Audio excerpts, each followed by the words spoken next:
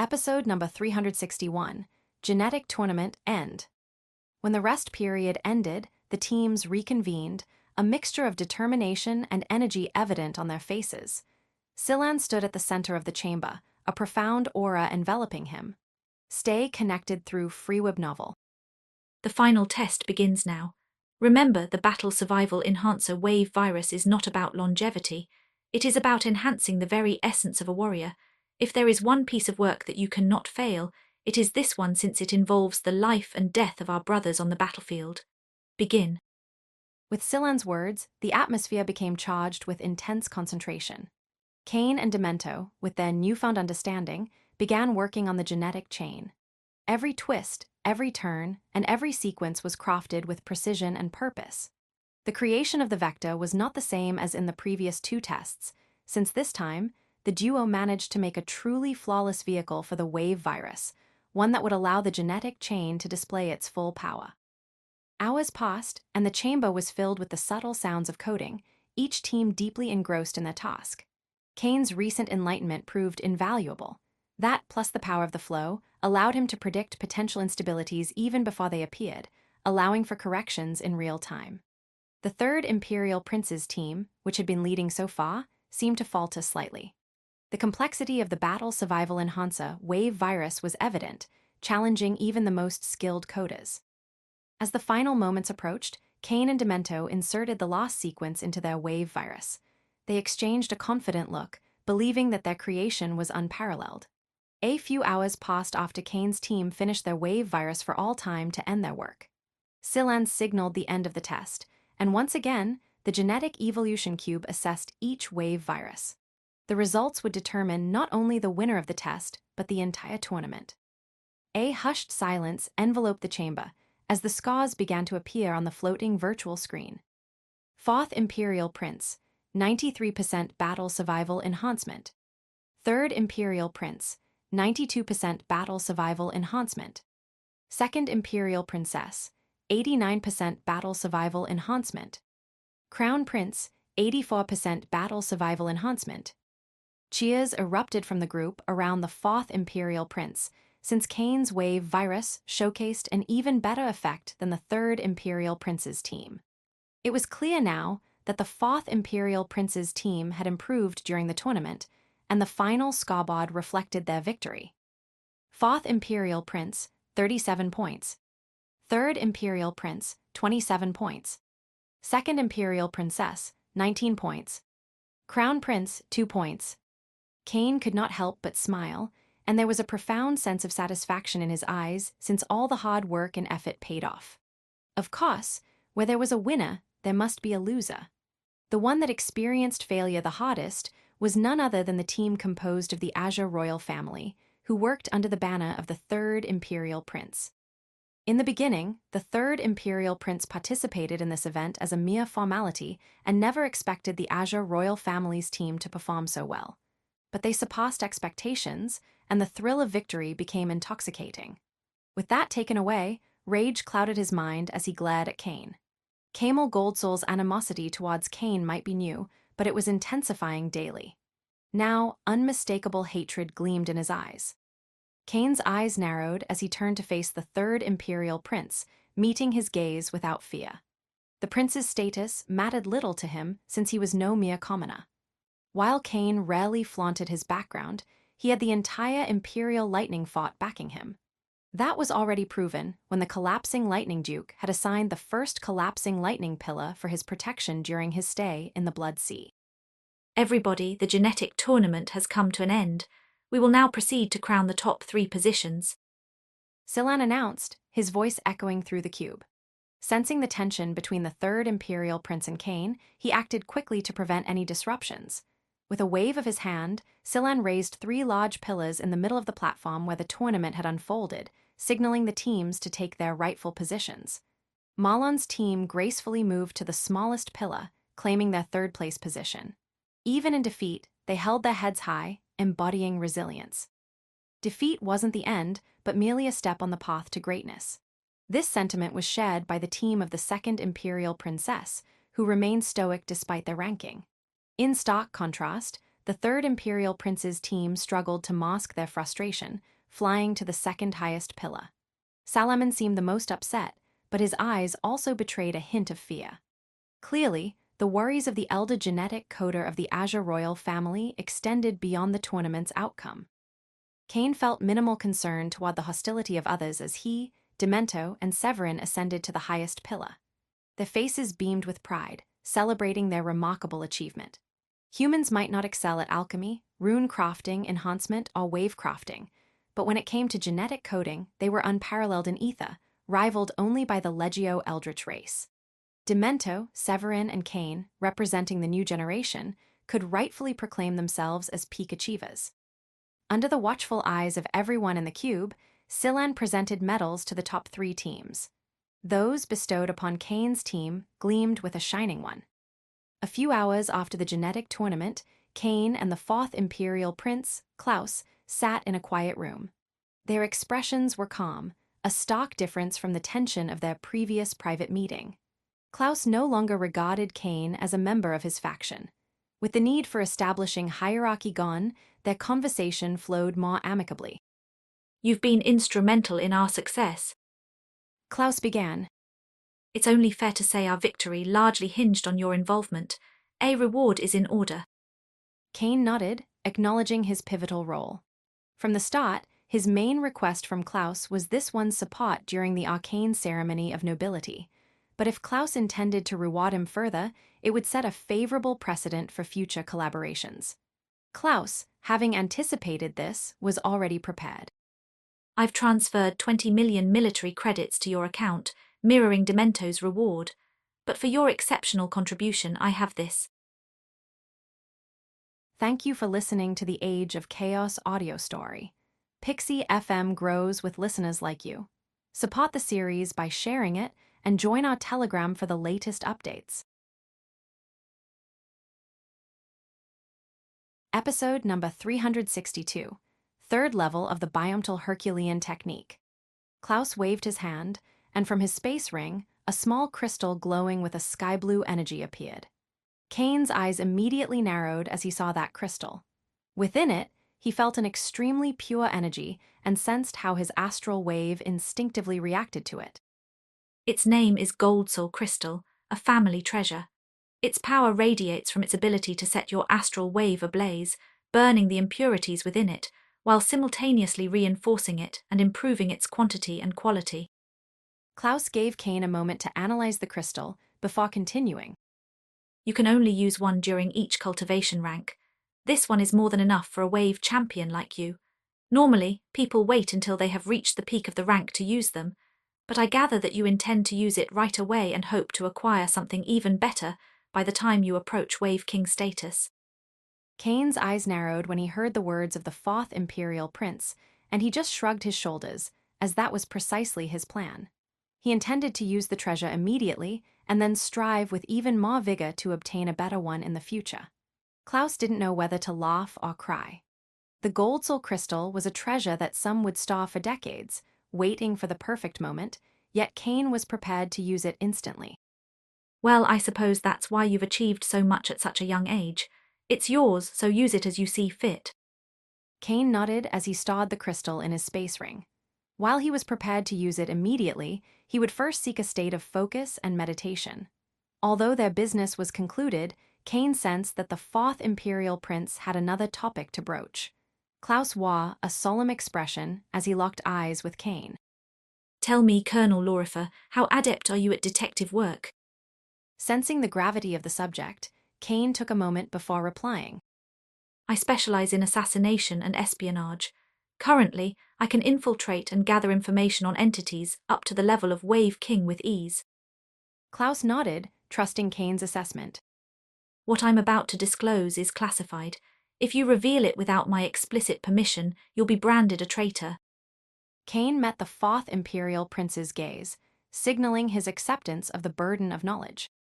I am the current vice-head of the secret Imperial Police. We've been investigating a series of disappearances in the Prometheus sector. Over the past 2 years, more than 3 million people have vanished without a trace. The news stunned Kane. It was challenging to make someone disappear in a world of cultivators with their myriad tracking abilities. The sheer scale of the event implied the involvement of the greatest power of the underworld. The scale of this event suggests the involvement of the organization. The reasons are unclear, but such actions can't continue unchecked. The rate of disappearance has been consistent across the sector, but recently over 100,000 individuals vanished from the Azure state alone. Disturbingly, the Azure royal family, responsible for the safety of the state, reported nothing. I learned of it through my spy network. Kane's expression hardened. The Azure royal family's inaction made them suspect at best and complicit at worst. I need you to investigate this matter. Employ any means necessary, provided you leave no trace. Succeed, and I'll award you 50% of the confiscated assets. As tempting as the offer was, Kane couldn't ignore the potential underlying motives. Still, the sheer number of disappearances invoked his sense of duty. I require all the data you've amassed so far. I'll begin my investigation after addressing some pressing matters. As we speak, the data is being transferred. I expect complete transparency regarding your findings. Both men nodded in understanding, and with that, Kane took his leave. Moments later, the Crown Prince materialized in the room. I see you took my suggestion to heart, little brother. The fourth Imperial Prince was not surprised to see Michael Goldsoul's appearance and merely glanced at him. I understand the reasoning behind giving that young man the task, but I'm not so naive as to overlook your ulterior motives, big brother. The tone Klaus used to address those lost words made it evident that he was not pleased with the Crown Prince's interference. Michael simply smiled, nodded, and departed. Kane was in his room, a solemn expression on his face. He managed the surging blood energy inside his body, heightened by the blood apple, while simultaneously enhancing his astral wave using the Gold Soul crystal. His vitality and energy pool increased at a shocking rate as both his body and astral wave kept improving. His blood Ka became increasingly potent as the blood within him advanced, and his astral wave refined to an overwhelming level. After meditating for over a week, his eyes suddenly opened, revealing a newfound strength. Though he had not evolved to the next stage and remained a middle wave champion, his rebirth blood had attained the pinnacle of the golden blood stage. A satisfied grin crossed his face as he felt the power coursing within him. He eyed the crystal. More than 70% of its energy had been utilized, but a considerable amount remained. My astral wave has been fully purified. I should conserve the remaining energy for my progression to the late stage. Storing the crystal and the blood apple, Kane waved his hand, revealing a massive cauldron. He filled it with tons of golden-level metal and activated its matrix, increasing its interior temperature. It will take several hours for the metal to completely melt. Find exclusive stories on Freeweb Novel. Ensuring everything was in place, Kane rested, preparing himself for the subsequent task. When he awoke and the metal had melted entirely, he stripped down. Since his rebirth blood had achieved the pinnacle of the golden stage, Kane's physique was robust enough to undergo the fusion of golden-level metal into his bloodstream, attaining the third level of the Biomtal Herculean technique. Thank you for listening to the Age of Chaos audio story. Pixie FM grows with listeners like you. Support the series by sharing it and join our Telegram for the latest updates. Episode number 363, Blade and Daggers. Not wasting time, Kane submerged into the pool of molten metal. Immediately, he felt immense pain due to the heat, and he dared not open his eyes for fear of blinding himself. Yet he did not lose focus, drawing on his willpower to maintain control throughout the ordeal. The first 3 levels of the Biomtal Herculean technique were named Bronze Infusion, Silver Integration, and Golden Resilience. Transitioning from peak Silver Integration to Golden Resilience could take weeks, if not months, even for a prodigy. However, less than 5 hours after immersing himself in the cauldron, Kane felt his body tremble as his blood evolved, acquiring the properties of gold-level metals. The reason behind that talent was no longer a mystery for Kane, as he knew it was due to the soul force of the astral blood beast nurturing his soul sea. Just the fusion of the metal into his bloodstream significantly improved his constitution, but that was just the beginning. It did not take long for a profound transformation to begin inside Kane's body. Kane's blood energy began to extend and solidify, creating an intricate network of biomtal fibers beneath his skin. This bolstered his defense, shielding him against various attacks. The procedure was excruciating, yet Kane couldn't help but smile as power surged through his veins. After another week of intense training, he finally rested, having integrated all 10 tons of the golden-level metal into his bloodstream. System, scan me. Stay connected with FreeWebNovel. Impatiently, Kane instructed the system to analyze his progress. Scanning vessel, scan of vessel completed. Name, Kane Lorifa. Race, Godslayer humankind. Path of power, astral rebirth middle wave champion. Lineage, true Avernus lineage. Wave talent, high tier 8, peak tier 8. Stats: strength 39, 247, 5. Agility 24, 226, 5. Vitality 41.5, 50, 2. Wave 25, 232, 9. Blood energy 41, 445, 2. Blood rebirth, golden blood stay. Note, wave virus inside vessel, enhanced wave talent by 28.1%. Kane beamed, ecstatic with his updated stats. His biomtal Herculean technique augmented both strength and vitality, with the latter being the primary focus. However, his true Avernus lineage boosted the former, propelling both stats to unprecedented heights. His astral wave was already on par with a late wave champion, yet there was still a long time before he reached that stage. On the other hand, his blood energy was already nearing the peak of what his body could hold. The enhanced wave talent stemmed from the wave virus he and Demento generated during the tournament. The Elder genetic coder was so happy with the victory that he did not mind handing the wave virus to Kane.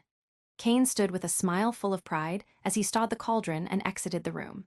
Outside, Crane awaited, spotting a peculiar artifact on his back resembling a thick tree branch and a peculiar wooden sword at his waist. A single glance told Kane these were invaluable treasures. The sword seemed to be a platinum-tier wave artifact, but the object on Crane's back was even rarer. A holy weapon. That was the thought in Kane's mind as he gazed at the thick tree branch that had fused with Crane's back. Unlike wave artifacts, which require certain energy pools to be activated, holy weapons adapt with their users, becoming more formidable as the wielder grows. This means even a wave warrior can harness a holy weapon's power destined to attain peak apotheosis level. In contrast, a platinum-grade artifact requires a user with the energy to tap into its full potential. Recognizing the rarity of a holy weapon, Kane concluded Crane must have secured it through underworld connections. After a nod of approval, the duo teleported to the headquarters of the Wave Crafter Association. 2 months had already gone by, and Kane sought the return of his weapon. Walking purposefully, Kane and Crane approached the Endless Pyramid. They entered unhindered, having scheduled an appointment with Grandmaster Hottius, and swiftly made their way to the Master Craftsman's chamber. Like their prior visit, Grandmaster Hottius was engrossed in his work, but paused upon noticing Kane. He acknowledged the young warrior with a nod. In just 2 months, your name has echoed throughout the realm. It appears you're the talk of the town. Kane merely shrugged, fixing his gaze on Hottius. He could not hide his desire for his weapon. Without further ado, the Grandmaster waved his hand, revealing a red saber and a collection of 33 daggers. Intrigued, Kane studied the weapons, noting the marked difference from his previous weapon, Slaughter. The new weapons did not adjust to his battle style, but instead of leaping to conclusions, he awaited Hottius' explanation. Hottius nodded as he saw Kane's control and began to talk. Given the damage it sustained, reconstructing Slaughter as a single entity was unfeasible. However, this design suits you perfectly. I've named the saber Slaughter as a nod to its predecessor. While it no longer morphs to your whim, its durability is unparalleled. Hottius channeled his essence wave into the blade, which began to hum. Kane felt an instinctual wariness since he was sure the blade's power could threaten his reinforced body. It harnesses both astral and essence waves. Hottius continued. By channeling energy, I awakened its latent lightning and sonic laws. The oscillation weakens molecular bonds of whatever it slices, amplifying its cutting power proportionally to your energy pool. Kane and Crane listened in awe. Not only was the weapon incredibly powerful, but Hottius had managed to draw forth the power left behind by the lightning law of the collapsing lightning duke. Clearly, the man had reached an extremely high level in his craft. After hearing that explanation, Cain was more than satisfied with the blade, but did not lose focus and turned his eyes to the daggers. Hottius noticed Cain's eyes shift to the daggers, and he infused them with his ego wave. With a gesture, they began to move around the room with incredible proficiency. Things escalated when Hottius used the matrix in the daggers to draw the life wave from the air. Cain and Crane looked at the dagger with awe as they were nothing short of extraordinary. Thank you for listening to the Age of Chaos audio story. Pixie FM grows with listeners like you. Support the series by sharing it and join our Telegram for the latest updates. Episode number 364, Facing a Late King Beast. The dagger's speed increased fivefold, nearing hypersonic speeds, and it amplified even more once Hottius enhanced the life wave with his ego wave. A cultivator at the second realm of the ego eternal path of power could improve their astral or essence wave with their ego wave. Typically, essence cultivators control the life wave to enhance their spells, while astral cultivators infuse their ego wave into their astral wave, pushing their bodily enhancements to the next level. Cain normally didn't use either of those skills, since he preferred to use his ego wave as fuel for the skills of his alter ego. After all, Radiance of Life and Radiance of Strength offered a much more effective boost in battle power, but consumed a tremendous amount of energy. However, seeing those daggers, Cain immediately envisioned a new battle style. His mind was potent enough to split into several trains of thought, and if he employed those daggers, his abilities and range would significantly enhance. I call them blood nails. Not only can they achieve extreme speed, but they can also reach an enhanced vibrational frequency. While their cutting power isn't as high a slaughter, they are still mighty. Cain nodded in agreement with Hottius' words, sensing the power and efficiency of such weapons. After Hottius finished the demonstration, the Grandmaster sent both Slaughter and the blood nails to Cain, who used his ego wave to engrave them before they merged into his heart. Afterward, Cain returned the starry gem to Hottius, which he had used to cultivate for the past 2 months since he could now train using the sonic blade fusion technique once again. I am very thankful for your exceptional work. I will ensure I use the weapons proficiently. Cain stood up and performed a slight bow as he uttered those words. He was ecstatic with his new weapon, confident he could deploy even greater battle power henceforth. Experience tales at Freeweb Novel. It is a fine weapon. I was glad to work on it. If you ever want assistance again, I'm here to help. Hottius nodded to Cain, and then, with a wave of his hand, signaled the duo to leave as he delved back into his tasks. Cain and Crane left the endless pyramid and returned to the main plaza, yet they didn't immediately return to their residence. A sharp light appeared in the young man as he spoke out loud.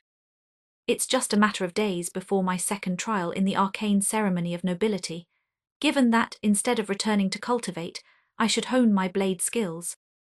Hearing Cain's words, Crane's eyes briefly narrowed but quickly returned to normal as he nodded in agreement.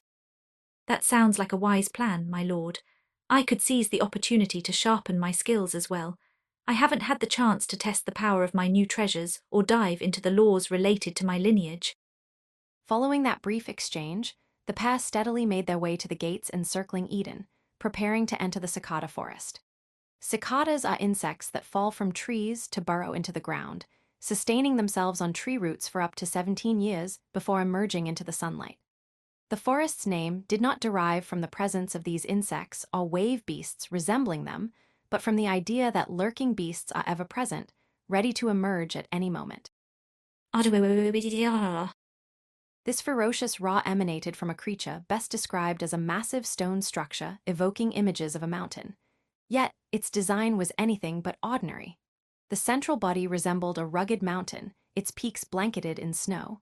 4 monumental, stony legs extended from this body, anchoring the structure and lending it an animated appearance. It seemed as though the mountain itself had sprung to life.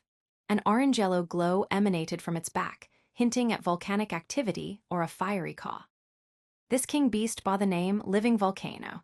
Its might was on par with a late king beast, able to challenge weaker late wave kings and annihilate those of the middle stage. Usually, these creatures slumbered deeply. Yet, when aroused, they unleashed widespread destruction, possessing a power that could raze small cities within moments. Naturally, they stayed in the forest's heart, avoiding human settlements to evade the wrath of cultivators, which would spell their doom. Along with that Ra, the living volcano's body ignited, setting its surroundings ablaze. One of its stony legs lunged at a diminutive being in the sky. Despite its mammoth size, the king beast moved with overwhelming speed. Cain stood firm against the living volcano, confidence shining in his eyes. The thought of facing a late-wave champion beast alone would have been inconceivable when he first arrived in Eden, but now he was unfazed, even as a colossal rock leg hurtled toward him. Slaughter vibrated as Cain struck with all his might. In the next instant, a blast of lightning and flames erupted, setting ablaze everything within a radius of several thousand meters. Cain's strength and vitality were exceptional for a wave champion, further enhanced by the radiance of life and radiance of strength, which increased both by a factor of 4. Yet, the momentum and weight behind the living volcano's leg were comparable to a small nuclear weapon, leading to a stalemate in their clash. Boom. The impact sent Cain flying hundreds of meters, leaving a metallic taste in his mouth. However, he couldn't afford to dwell on it, as the late king beast was unscathed by the blast due to its massive frame and lunged toward him again.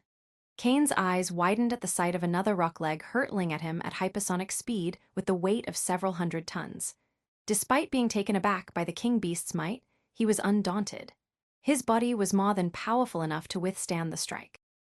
BOOMs. Another explosion reverberated across the cicada forest, accompanied by the sound of metal clashing against rock. Cain's body could endure the strike, but that didn't mean he would simply accept it when he had the means to counter it.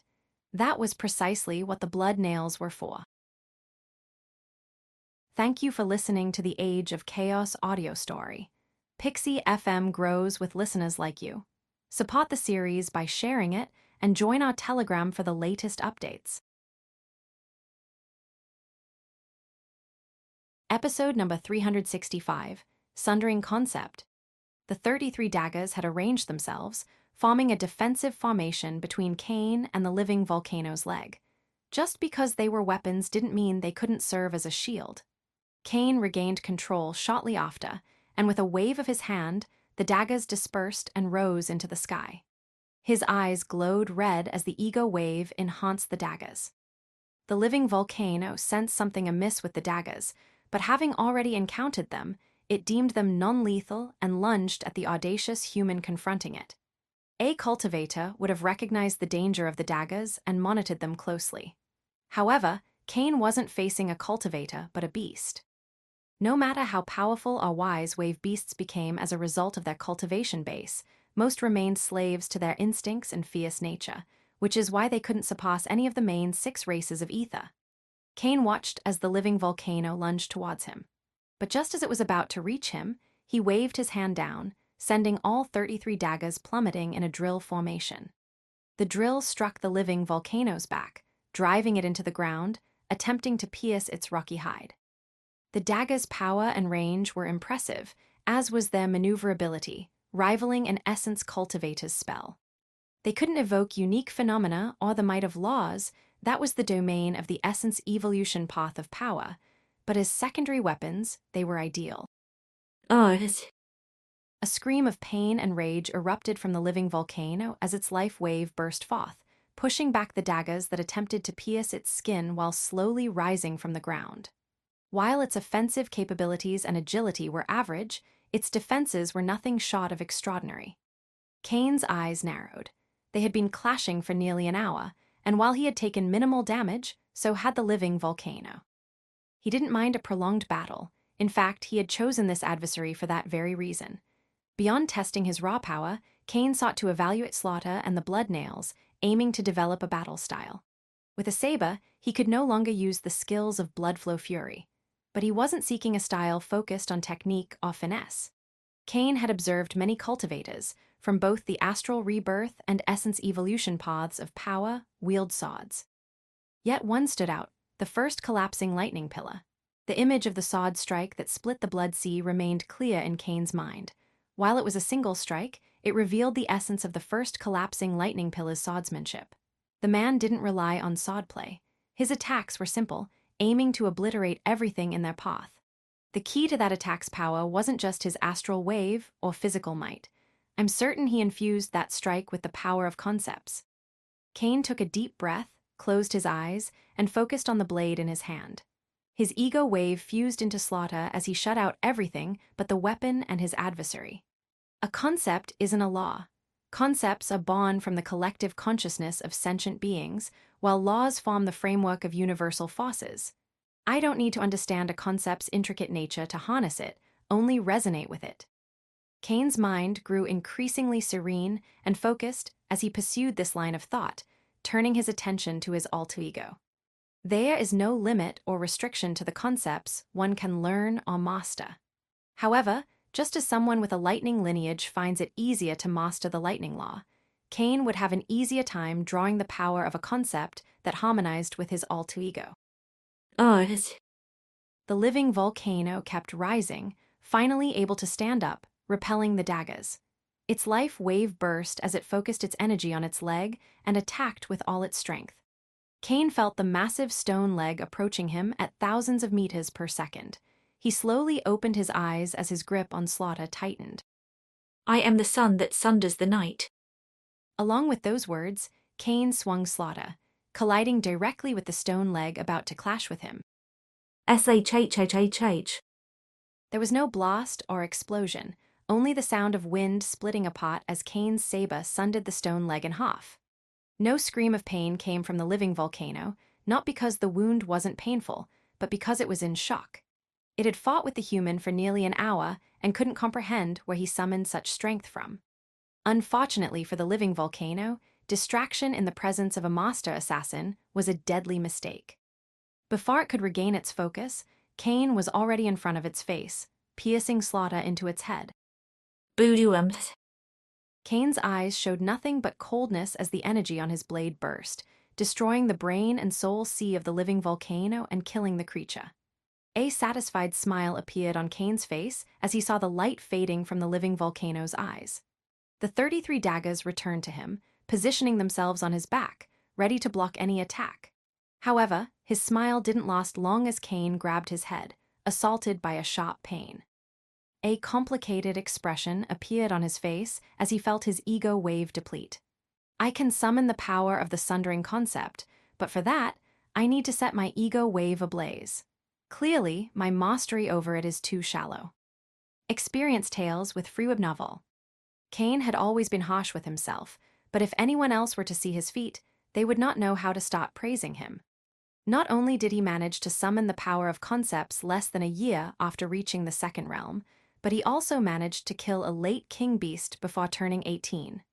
Not wanting to waste time, Cain used his ego wave to cover the living volcano. Normally, he would drain the blood of any beast he killed, but the living volcano's blood was not fit for consumption, nor was its rocky flesh. Thank you for listening to the Age of Chaos audio story. Pixie FM grows with listeners like you. Support the series by sharing it and join our Telegram for the latest updates. Episode number 366, Walk to Heaven I. Anyone else would have had no use but to sell the cops, but Cain was not like others.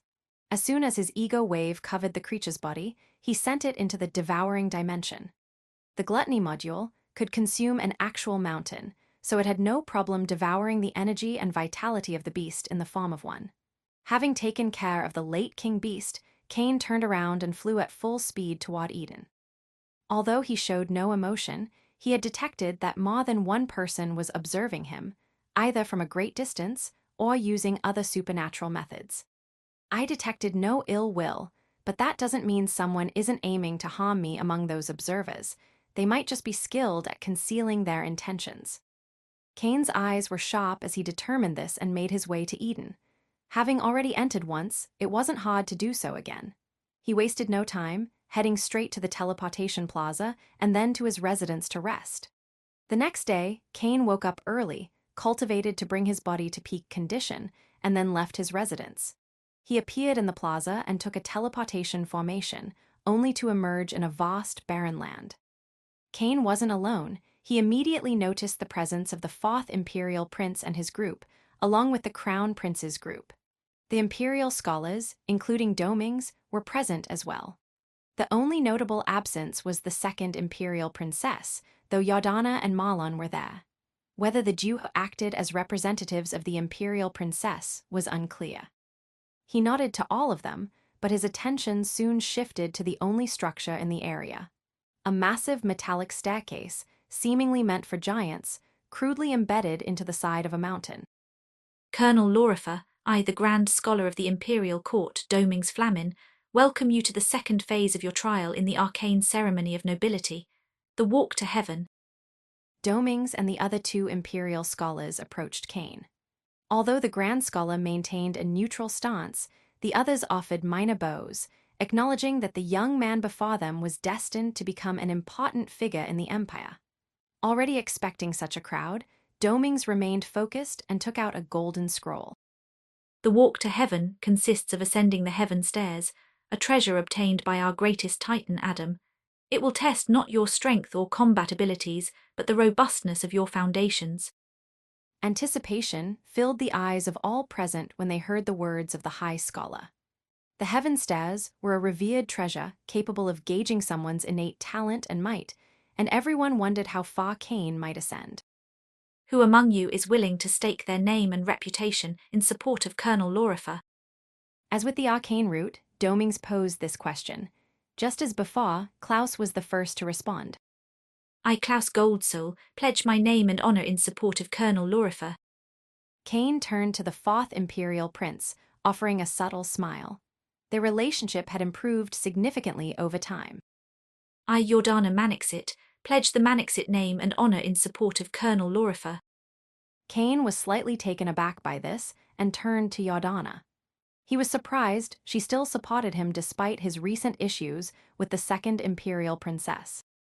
I, Marlon White, pledge the White name and honor in support of Colonel Lorifer.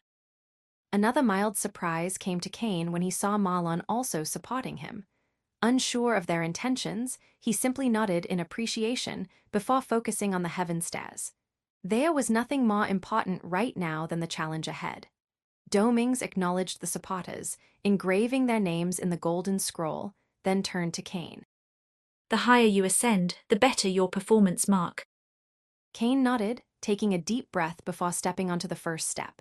Immediately, he felt a pressure surrounding him, not pressing him down but assailing him from every direction. Beyond the physical realm, it attacked the wave within him, attempting to stifle it. Naturally, the first step pressure barely affected Cain, allowing him to advance to the second. His eyes narrowed as he felt the pressure double, and he couldn't help but glance at the 50th step. If the increase is exponential, then that level might be unbearable. Without overthinking, Cain jumped to the third step. As anticipated, the pressure on the third step was double that of the second. After a few moments of adjusting to it, he ascended to the fourth step. There was still no problem with the pressure, and he could handle it without issue. The same was true for the 5th, 6th, 7th, and 8th steps. However, when he set foot on the 9th step, it felt like he had dived into an ocean, with countless waves crushing him. Observers at the base watched Cain with a mix of surprise and admiration. Cain wasn't fully aware, as this information wasn't widely known to the public or even many nobles, but reaching the 9th step indicated that his talent was sufficient to become a peak wave king. While a peak wave king might seem inconsequential in the grand scheme of things, it represented an aspiration for billions of humans. Cain could achieve this pinnacle even if, from now on, he did nothing but sleep, eat, and occasionally cultivate. Cain remained on the 9th step, allowing his body and astral wave to adapt to the pressure. He stayed in this state for nearly an hour until his energy flowed freely through his body once more. Then, he advanced to the 10th step. The crowd had reacted to the 9th step with awe, but when Cain reached the 10th, their expressions intensified, and many sent messages via their AI chips. Reaching the 10th step signified that Cain's current talent and foundation were sufficient to evolve into the Apotheosis realm. Although an Apotheosis realm master was only one rank above a wave king, the difference between the two was immense. The former represented a cultivator on the path to divinity, while the latter was merely a king among mortals. And this was just his current talent level. No one doubted it would improve over the years, especially as the young man encountered more fortuitous opportunities. Thank you for listening to the Age of Chaos audio story. Pixie FM grows with listeners like you. Support the series by sharing it and join our Telegram for the latest updates. Episode number 367, Walk to Heaven I. Cain didn't notice the expressions on people's faces as he used every ounce of strength and focus on his body and energy, preventing it from spiraling out of control. He endured the pressure that assaulted him from every direction. His astral wave, which usually flowed with the vigor of a racehorse, now moved sluggishly. It took all his strength to push it forward. He chose not to sit, fearing that if he did, he wouldn't be able to rise again and keep moving the astral wave through his meridians, compelling his rebirth heart to beat with increasing intensity. While he adjusted to the 9th step in an hour, the 10th step took him nearly 6. However, the color eventually returned to Cain's face, and his astral wave flowed powerfully through his meridians. With determination in his eyes, he looked at the 11th step. Taking a deep breath, he jumped onto it. Immediately, his knees buckled, and his entire body began to shake. A metallic taste filled his mouth. The pressure was overwhelming, threatening to freeze his astral wave, which would have caused significant damage. Yet, Cain's eyes burst with red light, utilizing his ego wave to its maximum, forcing his astral wave forward and aiding his rebirth heart in enduring the pressure. Observers at the base could see the ordeal Cain was experiencing. Still, they remained silent. The admiration grew when, after a full day, Cain stood tall, his astral wave coursing powerfully through him. Their amazement intensified when Cain leaped to the 12th step. Despite the pressure, the young man persevered. Imperial princesses and scholars watched in awe, recognizing this meant Cain's talent could reach the pinnacle of the apotheosis realm. Hours passed, and while Cain adapted more to the pressure of the stair to heaven, he hadn't fully acclimated. Although he regained control of his body, his astral wave remained sluggish. Cain's eyes radiated red as he adjusted his breathing and set his sights on the 13th step. Witnessing this, the spectators were awestruck. Reaching the 13th step signified a talent suitable for becoming a divine ascension cultivator, the highest rank in Ether. Cain calmly approached the end of the step, the red light in his eyes intensifying. Yet instead of advancing to the 13th step, he retreated, immediately feeling the pressure from the stair to heaven dissipate as he descended to the ground. Seeing this, many felt a pang of disappointment that Cain didn't challenge the 13th step. Cain saw their reactions but remained unfazed. He could have taken the step, but the immense pressure would have overwhelmed him, risking severe injury. Why risk harm just to prove something to onlookers? What truly mattered to Cain right now was the state of his astral wave. Cain's eyes shimmered meaningfully, sensing the speed of his astral wave through his meridians. The stair to heaven served as both a test and a training ground with immediate effects. With his enhanced astral wave, his proficiency in the 4 basic wave arts would improve, further boosting his combat abilities. A smile spread across his face, feeling his power surge ever since he arrived in Eden. Domings, as stunned as the others, consulted with the 2 other Imperial scholars. They quickly reached a consensus based on Cain's performance. Having observed and evaluated every facet of your performance, we are pleased to grant Colonel Laurifer the mark of High Marquis. We would like to mention, and it will be on record, that your feat reached the boundary of Vice-Duke. However, due to your age and military rank, we are unable to grant it at the moment. Klaus, Michael, and the others were surprised to hear that. A Vice-Duke was an extremely high title, and the fact that Domings mentioned it meant it was just a matter of a few years before Cain could attain it. Cain wasn't overly concerned about the title of nobility, but he understood its importance. He extended his gratitude to Domings and the other 2 Imperial scholars. I thank you for your efforts. It is our duty.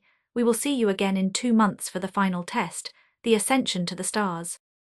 Domings spoke those words and nodded to Cain before he and the other Imperial scholars departed.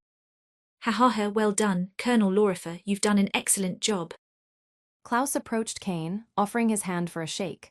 After a brief handshake, he added, There's a small party at my home if you're interested.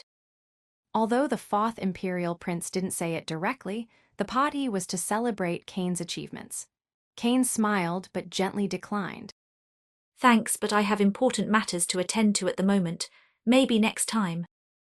Klaus's eyes narrowed, sharing a meaningful glance with Kane.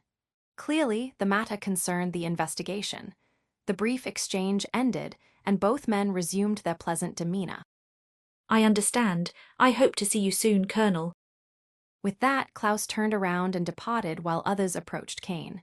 Just like with Klaus, Kane engaged in small talk but declined any further invitations. Soon after, he left the venue, heading to his residence. Once home, Kane's exhaustion took over, and he went straight to sleep. Upon awakening, he activated his AI chip module. How did it go? He sent the message, and within seconds, a reply came in Crane's voice. As commanded, I've inspected the Azure State. Just as stated by the fourth Imperial Prince, thousands have vanished. They are primarily from remote villages, orphanages, or areas where their absence would create minimal disturbance. That's why, despite the high number of disappearances, there's no real uproar or concern. The changes have gone largely unnoticed. Crane had accompanied Kane to the Cicada Forest, but his departure wasn't for training. Instead, he stealthily left Eden to investigate the Azure State and the mysterious disappearances. As Kane went through the list of those missing, his expression grew increasingly somber. The common thread behind each disappearance was the presence of children. And the Azure royal family's involvement. I've searched their facilities and did some recon. I found no direct connections, but I made a startling discovery. There is a high chance of an intercontinental teleportation formation in their main castle. Thank you for listening to the Age of Chaos audio story.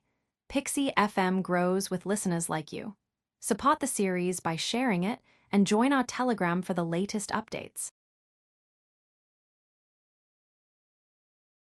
Episode number 368, Metal Flame Rock. Kane's eyes widened upon hearing the revelation, as it was a truly shocking piece of information. Intercontinental teleportation formations were incredibly expensive, to the extent that even powers with titans backing them might not possess one. Moreover, they were strictly regulated, with only the Imperial Court having access to them. Each and every one of these formations was situated in Eden and monitored around the clock. Although they were vital for maintaining the Godslayer human race's alliance with the Deus Bahamut race and Anima Machinarium race, they also posed a grave threat, as they could serve as a gateway for the Dark races to invade Gaia. Given his rank as a colonel in the Imperial Army, Kane was acutely aware of the magnitude of the crime associated with secretly creating an intercontinental teleportation formation. The repercussions would be dire, leading to the branding of an entire family as traitors, their minds tampered with, and turned into war puppets until their demise. How certain are you about this? Kane struggled to grasp why the Azure royal family, descendants of the Azure Emperor, would commit such an act, prompting him to seek further confirmation. Although I didn't directly witness the intercontinental teleportation formation, through my underworld contacts, I discovered that the Azure royal family has been procuring the necessary materials, along with the help of rune masters and wave crafters. Crane was no simpleton and grasped the ramifications of concealing an intercontinental teleportation formation from the Imperial Court. Hence, he immediately relayed this critical information to Kane. Upon hearing about the rune masters and wave crafters, Kane's brows furrowed. If it were just the materials, there could have been a possibility that the Azure royal family acted as intermediaries. However, the involvement of grandmasters in inscription and crafting suggested that they likely intended to control the teleportation formation. Crane, how feasible would it be to gather these materials without ties to the Dark Kings? For the first time, Crane hesitated, indicating the complexity of the inquiry. Although most of the materials can be procured with enough wealth, the core components of the intercontinental teleportation formation are items traded exclusively by the Dark Kings. Unless they obtained them independently through some lucky chance, it's improbable for the Azure royal family to have constructed the formation without engaging with one of them. A chilling sensation enveloped Cain as he processed this revelation. Numerous individuals maintained connections with the underworld, him included, but there was a vast distinction between such dealings and affiliations with the Dark Kings. After all, anyone linked to the Dark Kings was, to some degree, affiliated with the organization. After pondering for a brief moment, Cain's resolve intensified. Meet me at the portion of the cicada forest close to the Azure State. Yes, Lord. Departing his residence in Eden, Cain ventured into the cicada forest. Engaging in combat with king beasts, he refined his sod techniques with slaughter and honed his mastery over blood nails. Occasionally, he would unleash the power of the sundering concept, amplifying his offensive prowess to such an extent that he could slay a late king beast in a single blow. Despite the astounding capabilities of concepts, they exacted a heavy toll. Although Cain had attained the second realm of the ego-eternal path of power not long ago, his willpower lingered at the peak wave king rank, yet to transition into the apotheosis realm. It wasn't due to Cain's lethargy or weakening will, but the steeper challenges faced with ascending ranks. The notion of someone possessing apotheosis realm willpower before the age of 18 was preposterous, with no historical precedent, even among past emperors of the Godslayer humankind. Therefore, to invoke the power of concepts, Cain had to ignite his ego wave, momentarily boosting his combat strength but leaving him vulnerable afterward, necessitating caution. On the third day following the conclusion of the walk to Haven, Cain confronted a gargantuan fiery avian creature. Enveloped in red flames, its metallic feathers gleamed menacingly, moving with surprising agility despite its immense size. Read exclusive content at FreeWebNovel. Known as the Metal Flame Rock, this formidable creature harbored the potential to ascend to the ranks of a Grand King beast. Cain, augmented by the combined might of his blood wings and Usura Form's second gear, displayed remarkable speed, clashing repeatedly with the rock's talons and wings. His blood nails deftly deflected the searing balls of flame and razor-sharp metallic feathers hurled at him. BOOMMMMMs. A deafening explosion resonated throughout the expanse as Cain's blade met the metal flame rock's beak head-on. Even with Cain's robust physique, comparable to a golden wave artifact and fortified by his radiance of strength, the impact was overwhelming. The taste of metal filled his mouth as he recoiled from the clash, being hurled backward. Although the metal flame rock yearned to pursue the audacious human who had dared challenge it, the confrontation had not spared it either. It took several moments to regain its composure and control. However, once it did, a fierce killing intent radiated from its eyes. The flames enveloping it intensified, reaching temperatures so high that the surrounding oxygen ignited, setting the sky aflame for tens of thousands of meters. Kaius. The metal flame rock unleashed a formidable cry as it dashed toward Cain, resembling a flaming meteor, carrying the destructive force akin to a nuclear weapon. Just as Cain regained control over himself, he discerned the beast's ear-piercing cry. His gaze turned steely upon witnessing the fiery onslaught, powerful enough to have obliterated a large city in the Old World. Taking a deep breath, the obsidian aura surrounding slaughter intensified, and his heartbeat amplified. Thumpy. The moment Cain's heart shifted to third gear, he surged forward at an even greater velocity. His ego wave ignited, summoning the might of the sundering concepts. SHHHHH. No explosion, nor a burst of energy marked the moment Cain and the metal flame rock confronted each other in the sky. Neither halted their momentum, continuing their trajectories for hundreds of meters before eventually coming to a standstill. Thank you for listening to the Age of Chaos audio story. Pixie FM grows with listeners like you. Support the series by sharing it and join our Telegram for the latest updates. Episode number 369, Back to the Azure State. A grimace of pain distorted Cain's features, and he struggled to maintain his position in the sky. A gaping wound emerged on the right side of his chest, so profound that his ribs were exposed. The flesh surrounding the injury was charred, complicating the healing process. Meanwhile, the metal flame rock remained eerily silent, its wings flapping weakly. The once luminous glow in its eyes had dimmed, and moments later, it started to plummet, seemingly devoid of strength. At first glance, the beast appeared unharmed, but upon closer inspection, a slender incision could be discerned on the upper part of its skull. Cain's blade had successfully penetrated the skull of the king beast, cleaving its brain in two, obliterating its soul dimension with a surge of dark force. That was a strike utilizing every ounce of Cain's power. Not only did he push his body to the limit by triggering third gear, but he also unleashed his astral wave and blood energy to enhance his physical might. Furthermore, he set his ego wave ablaze to gain the power necessary to pierce the beast's skull.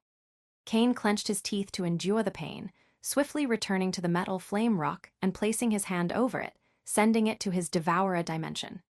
To any onlooker, it would appear that Cain simply stawed the corpse in his space ring.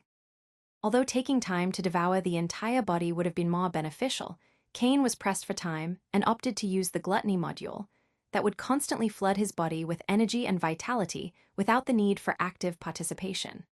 After handling this, Cain's body morphed into a mass of shadows, splashing onto the ground and vanishing from sight. Those observing the battle from a distance or through supernatural methods were stunned as they lost sight of the young man. Some speculated whether they had been detected, but most concluded that Cain simply concealed himself due to the severity of his wounds. A few powerhouses attempted to locate him, but finding him from their hidden positions proved impossible, and thus Cain vanished from everyone's sight. Half an hour later, Cain emerged from the shadow of a tree nearly 500 kilometers from where he fought the metal flame rock while his face was pale due to energy depletion. The wound on his chest was nearly healed already. Although the wound was serious, it had not affected any vital organs, and the radiance of life was more than capable of healing it once Cain focused solely on it. As he sensed the state of his body, a small smile appeared on Cain's face. Good. After attaining the third level in the Biomtal Herculean technique, my body can endure third gear for a few seconds without suffering crippling backlash. As for the sundering concept, while powerful, I am still too weak to use it without drawbacks, so I will save it as a trump card.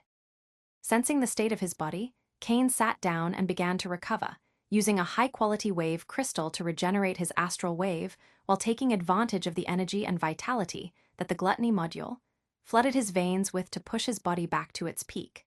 Simultaneously, Cain's ego wave silently flooded the surroundings, ensuring there was no one watching him. The main reason he vanished into a stream of shadows was to lose those who were observing him.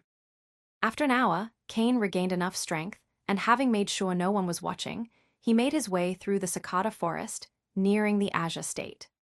Although Cain couldn't use his full speed since he was concealing his aura, it took him less than a day to reach his destination and soon notice Crane. The middle-aged man's eyes narrowed as he sensed a presence and turned to the left, only to see Cain less than 100 meters away from him. Crane had grown very powerful after his evolution core was healed and with his new lineage, but he was still surprised to see that Cain had managed to conceal himself so well from his senses. Not to mention, he was certain that the young man wasn't really trying to hide from him. My lord. Crane clasped his hands and performed a bow as he saw Cain, who nodded before looking into the distance, towards the Azure State. How confident are you in the fact that the intercontinental teleportation formation is inside the main castle? Crane didn't answer immediately and thought for a moment before coming up with an answer.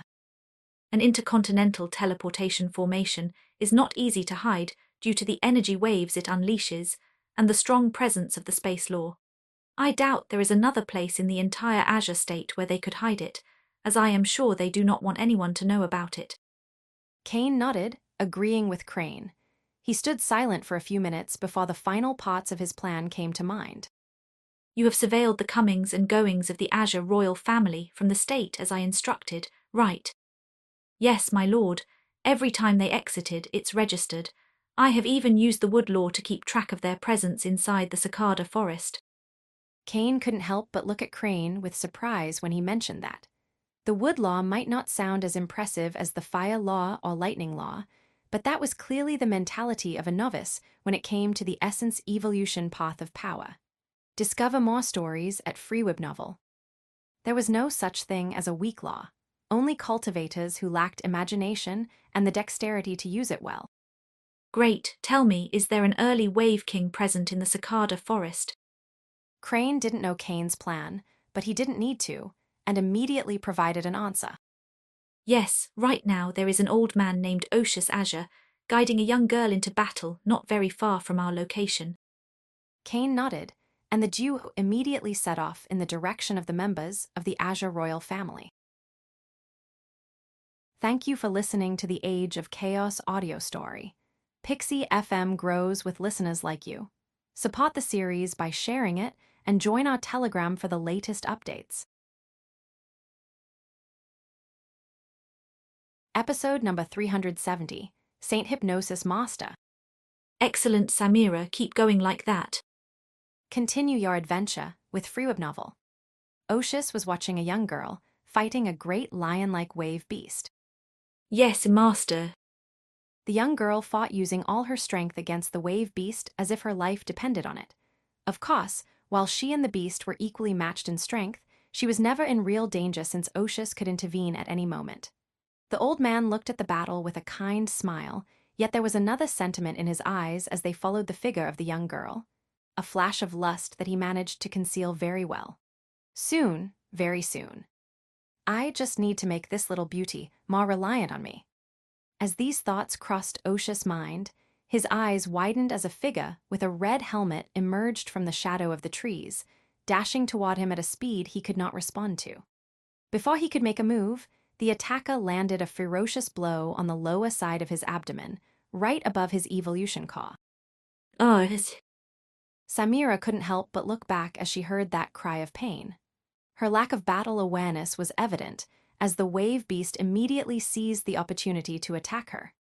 Fortunately for the young girl, before the wave beast's teeth could pierce her neck, branches emerged from the ground, encasing her body, protecting her from the attack, and sending her into slumber.